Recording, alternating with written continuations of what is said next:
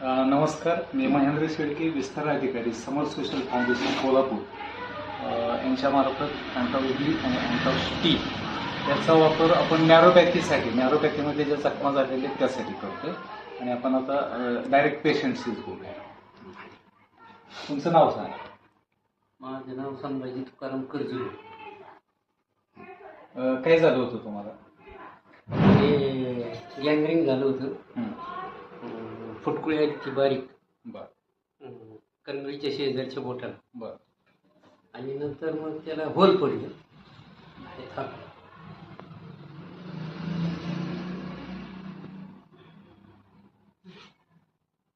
Hole पडल्यानंतर पुढं hole पडल्याच्या नंतर मग ते दवाखान्यात गेलो तर ते म्हटले होईल बरं, औषध दिले.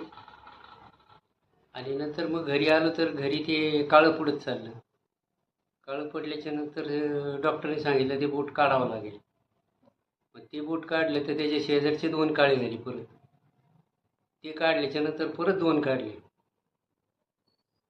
3 बोटं काढली, करगळी राहिली. परत डॉक्टरने सांगितलं की 2 बोटं काढताना त्याचं इन्स्पेक्शन झालं अंगठ्याला. मग तो अंगठा पण काढून टाकला. आता जखम त्यावेळी कशी होती? ज्यावेळेला कापली त्यावेळेस जखम केवढी होती? त्यावेळेस खड्डा होता. आता तो खड्डा भरून आला आहे.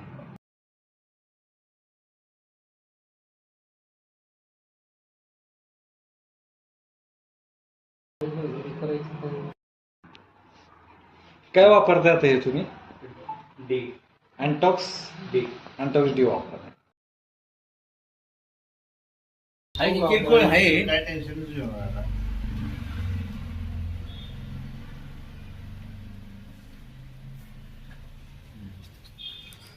जखम पूर्ण बरी झाली. हो. शेजारी काढल्यामुळं किंवा कशामुळे होऊ शकतं. कवळं कातडे आणि दाब असला असतं तर